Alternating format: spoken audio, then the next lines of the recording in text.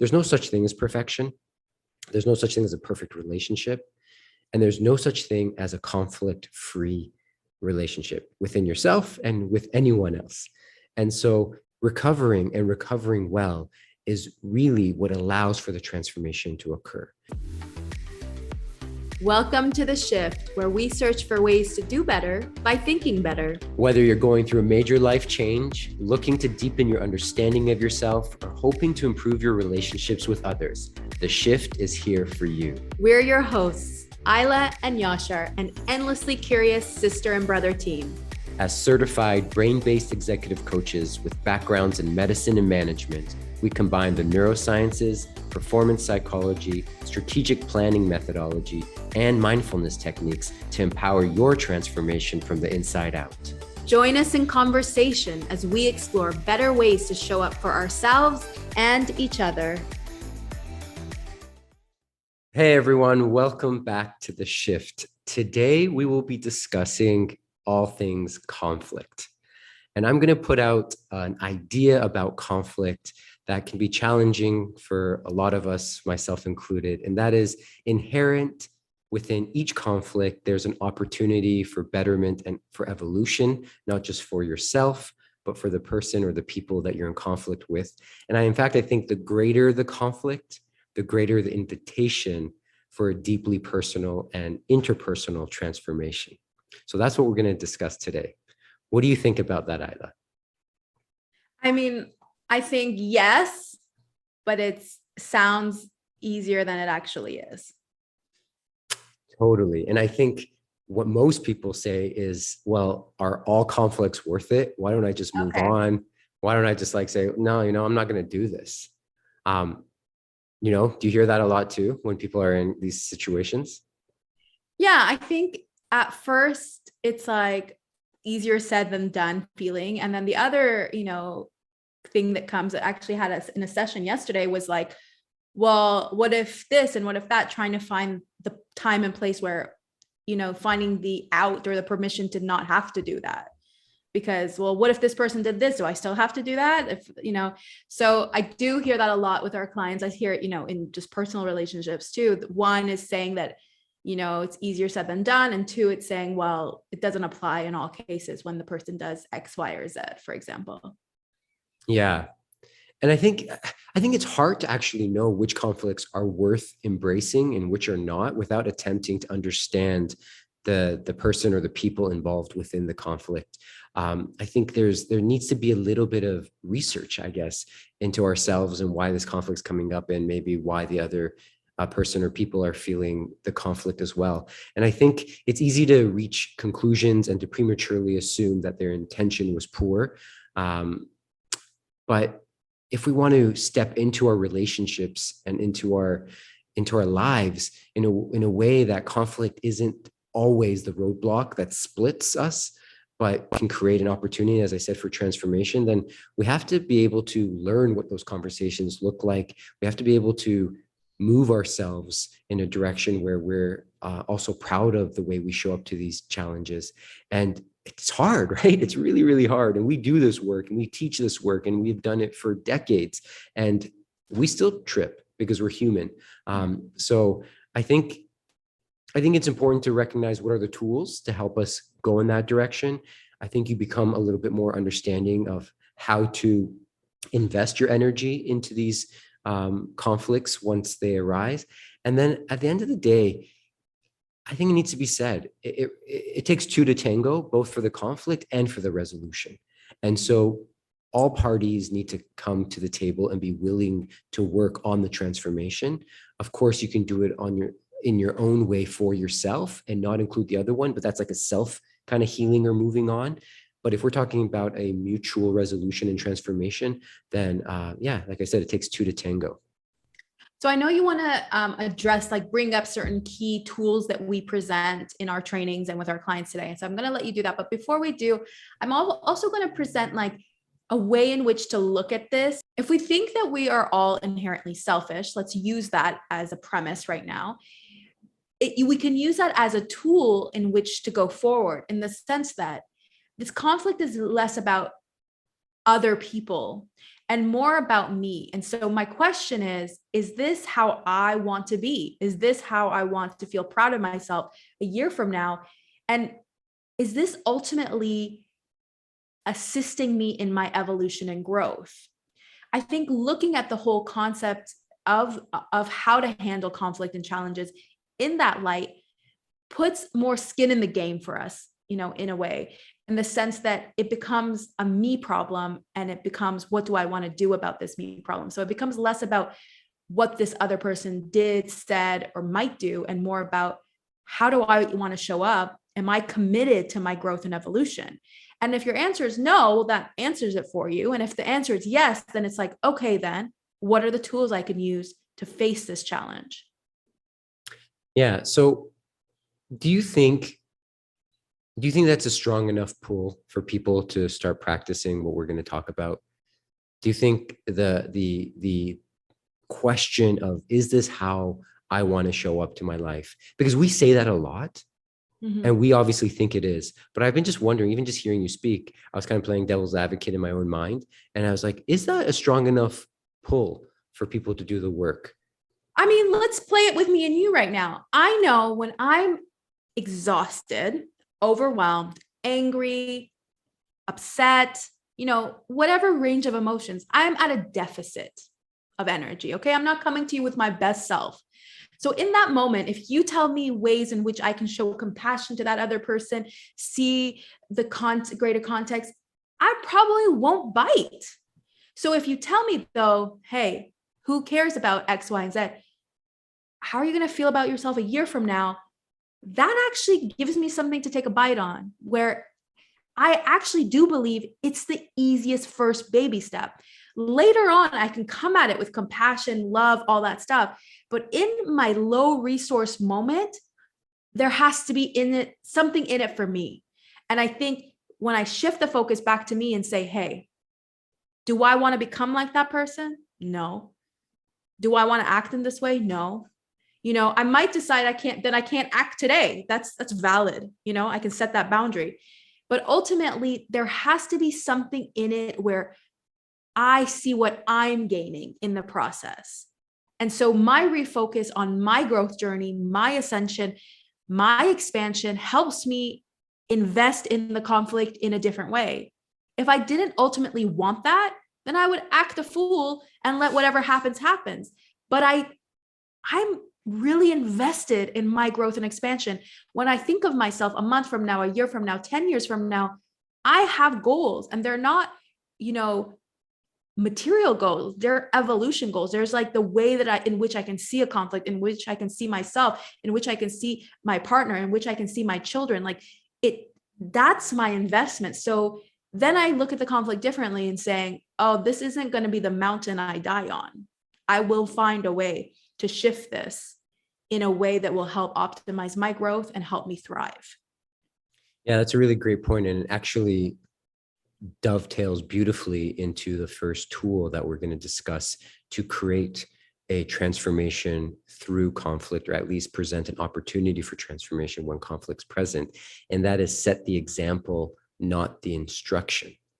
And I love how you started off, because when we talk about, leadership with clients, we set the example, not the instruction, as a leader to showcase what you want in the group dynamic, in the culture at work.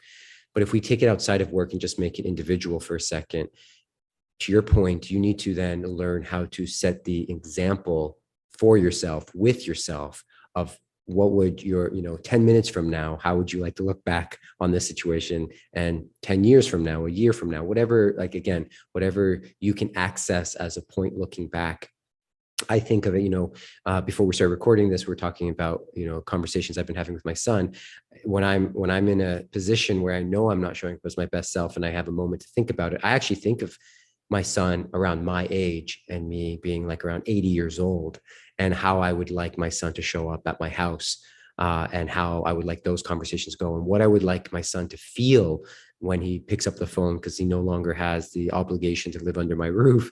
And so it does, once I can move away from the immediate and think, how I'd like to see myself in the future when I reenact what happened in the present, then there is a motivation there to set the example, not the instruction, to tell other people how to do it, but to be it myself first.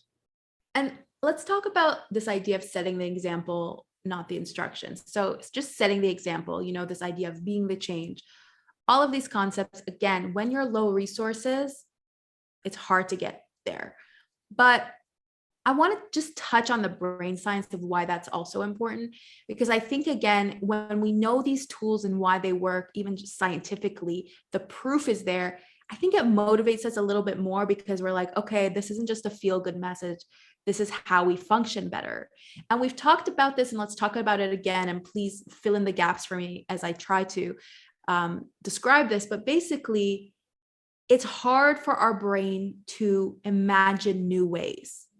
It's easier to repeat what it sees, what it's said to it, what examples are in front of it. So if you want someone to act a certain way in a relationship, in a partnership, in an activity, in a society, the best way for the rest of the people, the community, whoever is in communion with you, to do that is to see it. It's like see it to believe it, to know that that's possible. Set a new pattern, set a new example, say, this is possible to show up in this way. Because again, our brains, it's harder for us to try to imagine a reality they do not know. So if they see it, they can also identify it and see, oh, I can do this too. How could I do this in my own life, etc. Does that make sense when I say it that way? Yeah, absolutely. Anything creative, which is not yet created, anything ambiguous makes the brain work much harder than a repetitive act, something that's seen and known. So when it comes to behavior, that's obviously taking to the next level, because you have to act, you have to speak, you have to move in a certain way that is different from your automatic. And so for others to see that in you and for you to see that in yourself will definitely take more work, but it will be it's the catalyst to the change. And more specifically, we need to put attention, so focus, and emotion behind it for the brain to actually say, oh, okay, boss is telling me this is important, so let's make some of these synaptic neurochemical changes. Let's change the way we're wiring. And so that is ultimately true. And to go back to your point of when you're low resources, that's going to be very difficult to do. And that's why I think your point off the top was really important. And that is sometimes you have to just remove yourself, not try to solve it, but take a beat and remind yourself of what's the baby step for you, for yourself in the moment, so that you are more aligned or proud of your behavior, even if that's staying quiet and not responding.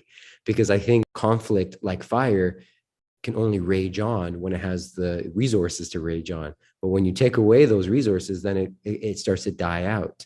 And so that's a really good way of putting in a little bit of brain science to talk about this and to round out the conversation about we have to set the example for ourselves and for each other before the instruction.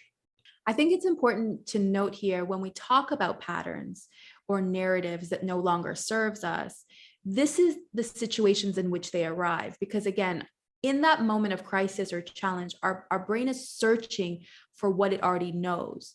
So it's looking through our catalog of behavior, past situations, etc., and trying to take something out of the library that was already there. Unfortunately, in certain cases, that does not serve us anymore. We need something new created. So again, when we talk about these patterns showing up again, it's the automatic response. And it's not necessarily the response that's going to get you a new result. Yeah. And like many things, trying to practice that way of being is more effective when you're not in a conflict situation, when you're not overwhelmed. And so a lot of times the homework we would give after people identify what that version of them is that they like to set the example with, what's that version of them that they're proud of, what's that version of themselves that they feel most inspired to be like, then we ask them to practice those 2, 3, 4 character traits during the week, when you're grabbing a coffee, when you're driving, when you're speaking to a friend, when you're at a business meeting. It doesn't matter. Just find opportunities to actually embody that version of you, to develop a relationship. So therefore, when it comes to conflict, you're not always lost as to who is this that I'm trying to be? What is this example that I'm trying to enact?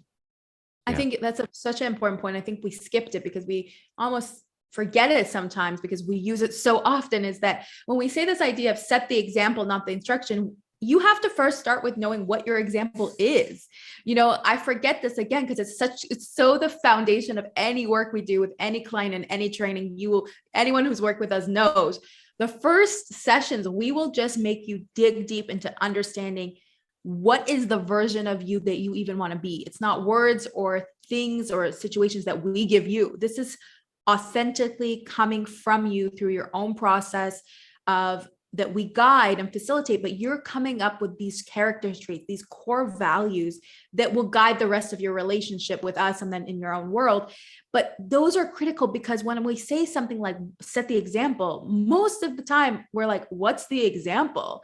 And so the example is you. It's this version of you that you value most, that you're most proud of, the version of you that you want your legacy to be.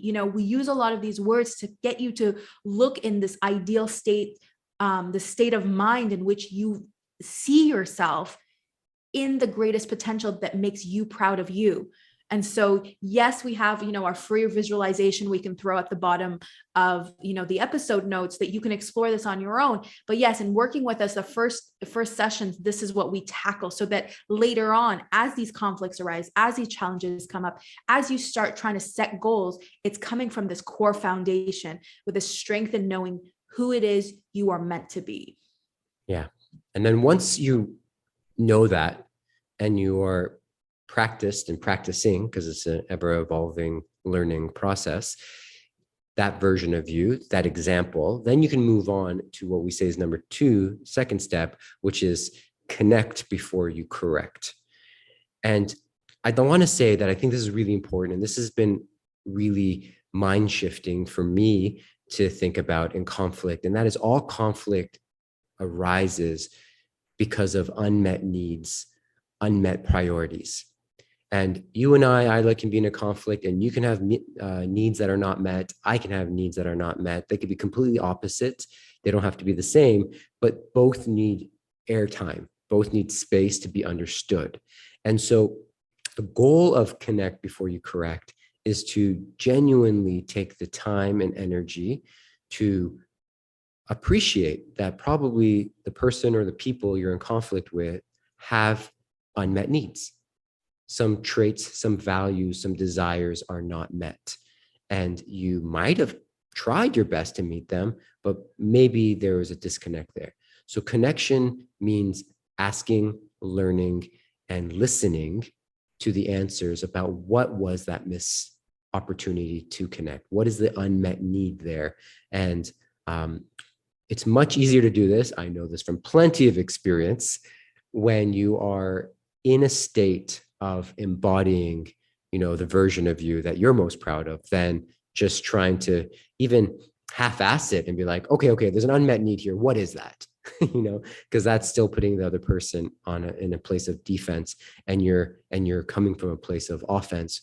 Whereas I think connect before you correct is really emphasizing an opening and a desire and a curiosity to learn why the conflict is present. Yeah, I think that's critical. My favorite point of connect before you correct, and we use these terms so they're easy to remember, and you have our clients using them throughout sessions and training. I try to connect before I correct, which just makes me so happy because I know that these tools have stuck somewhere, right? But for me, when I look at connect before correct, everything you said obviously is, yes, part of this context, but my favorite part is really about meeting a challenge with curiosity. It's getting curious that what happened, like what's going on. I think we assume, again, these very, binary ideas of right and wrong. And in most conflicts, the situation is somewhere in the gray. And unless we have the understanding of ourselves and in situations to take a pause and say, what actually happened? Am I even seeing this right?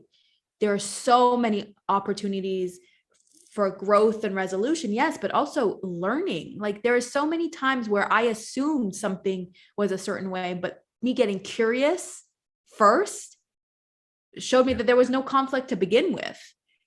Just understanding why someone reacted this way. It's how we use language. It's how we come at a problem. It's how we read things and how we perceive things. There are so many varieties and ways in which we metabolize information that skews our response. Yeah. So knowing that, so when I get an email or a text and I'm reading it one way, it doesn't necessarily mean that's the way it was meant to be sent even. Like I might even be imagining the conflict. So curiosity is critical to say, hey, you said this, what does that mean? Or how did you mean to do that? Or how did you say that? I'm just not getting it. And just that pause instead of a reaction, going to it with a question, that connection piece as a curiosity piece can shift the whole narrative. Yeah, absolutely. And I think this is a really important point as well. That's not part of the 4 things we're going to share, but I think it's a generalization about conflict that matters. And again, one that I learned later in life, and that is the research is pretty clear that conflicts, even a lot of conflicts, are not necessarily an issue in breaking down intimate relationships, let alone even like working relationships. What is the problem is the way we agree upon the fighting style, the way we agree that we can fight this way. And setting the example, not the instruction, and connect before you correct. As you said, open doors to curiosity and self-awareness and responsibility that allow then for the conversation and the conflict to move in a direction where both parties are being respected. And I love so, Can we just, I just want to go back to what you said, like the conflict or having conflict is not the problem. Yeah. Like, I think that's critical because we don't also want to be conflict averse. Like we don't want people not wanting to share their idea or walking on eggshells. So I just love this point. Conflicts are not the problems. It's the rules of engagement that we have to agree on upon a moment of conflict. It's how the boundaries we set, the safety we set, that we are allowed to disagree, but how we communicate about it is what we're negotiating, not the disagreement. Disagreements are healthy. It allows us to all think in different ways, get curious, connect before we correct. We can do all those things because of conflict. If we didn't have conflict, we wouldn't have innovation. The question is, though, what are the rules of engagement? Yeah. And I think that's important conversation for, each individual and each group to decide. However, if we boil it right down to the basics of, human interaction, I think we would all agree that, gaslighting, character assassination, denial of facts that are alternative to your own thinking are probably not good starting points, or let alone ending points. So, there might be some nuance again, as we always say, in how, one pair of individuals decide to work through conflict than another. But at the end of the day, there are some basic truths that I think need to be honored for this to, again, we're talking about conflict as an opportunity for transformation, right? For yourself and the individuals that you're having this conversation with. So for that to occur, then there needs to be room for more than just what you think is correct. Right. This came up, actually, it was interesting in the setting with the children in the schooling, that this idea came up with like, well, we allow them to have conflicts and they just are there to figure it out themselves. And I've been sitting with this for a while now, trying to figure it out. There's something about it bothered me because I do inherently believe conflicts are healthy and they should, figure out what to do. But I think I was left wanting more. And that's where I am today, which is yes and no, in the sense that where are the tools then given? I think that we put these things out there and leave people without the tools to address them. And then they get stressed, they get overwhelmed, they get anxiety, and these other patterns, evolve. What I would rather do is equip everyone with the tools in which how to communicate, how to, deal with conflict, how to deal with their own emotional regulation to deal with a situation where their anxiety is coming or their anger is coming up. And then you say, then we let them figure it out. But sending people out with these concepts without the tools is really setting people up for failure. Yeah, I think so too. I think I think we can trust people in a lot of situations to figure things out, but I think there's a limit to that trust. Not that they're not trustworthy, but we all need to learn, and we need to understand how to have these types of conversations. And if you just look culturally around the world, people are going to address pain, conflict, disagreement differently based on cultural upbringing. And so we go back to what we said at the top of the hour, which was patterns, systems, whatever inform their automatic responses in the first place are going to do that. So if we want a different way, beyond setting the example, is also giving them tools to try a new thing out. Yeah. So it's a yes and for me. Give people space to figure it out and be there to support them. Like, I think both are necessary. It's not one or the other. And so that would be the ideal situation. And when you have those tools, let's work backwards now. When you have those tools, when you're curious and you want to connect before you correct, when you know the ideal state or example of who you are and what you're about, then it's important in conflict situations or tension situations that you start becoming focused on micro moments to lead to macro changes. And so you don't, what's the saying? How do you eat an elephant? One bite at a time. Like, you can't swallow the whole darn thing.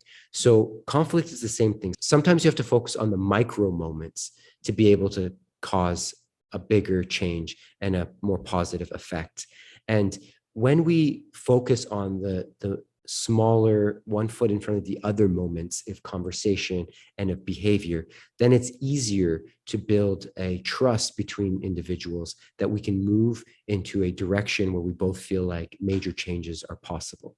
I love that. So that's the third one. Yeah. I think that's critical because they feed each other in the sense that you see a lot of cases where people, companies make macro changes, big policy changes, yet in the day-to-day of the, people's lives, the team's lives, it's not present in the micro moments. So then you don't have the trust.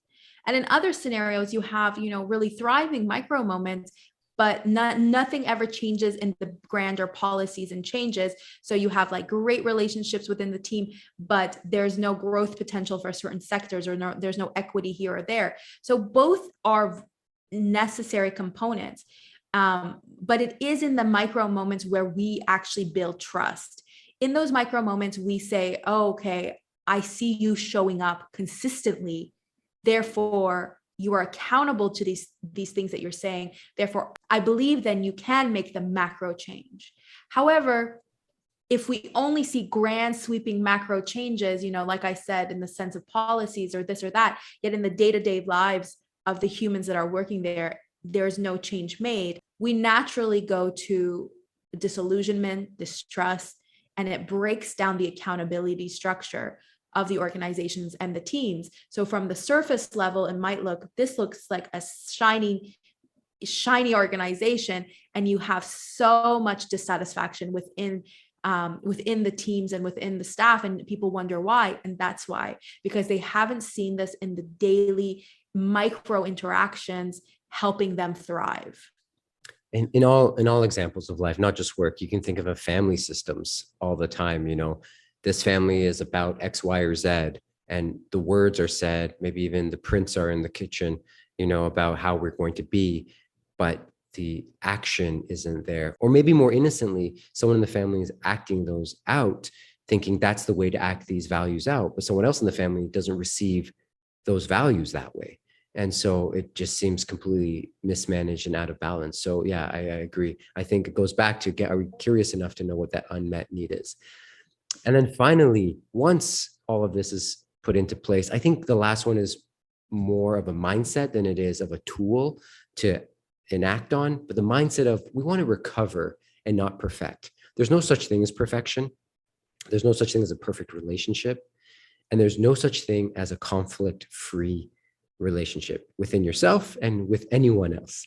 And so recovering and recovering well is really what allows for the transformation to occur. We should be motivated by the idea to recover better and not motivated by the idea to perfect the relationship, because they'll never exist, like I said. I think this is such a critical point for the brain, in the sense that what it does when we see people recovering, it shows us possibility. It empowers our growth mindset because we see things evolve and grow. And like we said at the beginning, our brain needs to see this stuff to believe it. And what is more powerful than someone doing better next time, apologizing, making actual changes? This feeds us to believe that we are able to grow, expand, and it makes us recommitted to our own growth and expansion through witnessing that. This comes up for me a lot when I look at parenting specifically, because I have more opportunity to prepare myself and kind of show up as my best self when it's in a work relationship or with my client. I have less opportunity. I'm usually, lacking resources sometimes with my children. And so I do have many opportunities where I have to recover because I definitely didn't do it perfect the first time. And so this really plays into how I parent, in the sense that I will mess up. I will raise my voice when I didn't mean to. I will, be exhausted more than patient. And in those moments, I can allow my pride and my ego to come up and be defensive of my actions that are really not aligned with the version of me that I really want to be. Or I can take a breath, take a pause, go to the bathroom, take a moment for myself and come back and say, hey, boys, I am sorry. Mama could have done better. And this is how. And I can spend that time recovering. So they also see in real life, in real time in front of them, mistakes being made, challenges being dealt with, not in an ideal way. And then the recovery portion, which is being accountable, for me to be self-aware and then accountable to the choices I made and doing better next time. And I think, like you said it perfectly. And for anyone who's ever interested in any of these conversations that we're having on this podcast, it's those people who are pushing their boundaries, or people who are looking within the icky yicky, not so nice places of life that just like we can just avoid, and it might feel easier, but it really makes life harder. So we choose then to step into the hard and to be, as you said, accountable to ourselves and aware of where we fall short, and then build the strength to meet the challenge. So we have the tools and we have the mentality and the emotional well-being to face life in a way that makes sense. And I think anyone who's doing that work will ultimately hit conflict.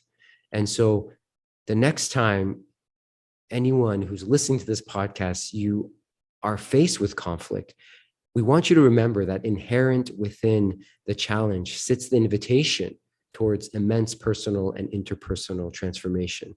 But it doesn't happen for free. It does take work. And if you want to lead your life, if you want to rub up against the boundaries of your life and not give up, but look within and rise to the occasion, then resolving conflict in the most respectful and effective manner really is your calling. It's really part of who you want to be and part of what you want to leave as a legacy in your life.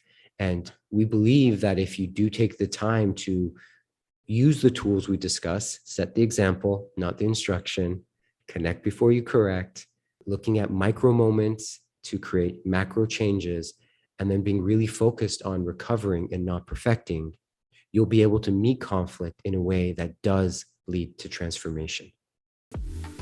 Thank you for listening, friends. What shifted for you during this episode? We'd love to hear your insights. Write us with any questions, commentary, or episode ideas at theshift@mindshiftleadership.com.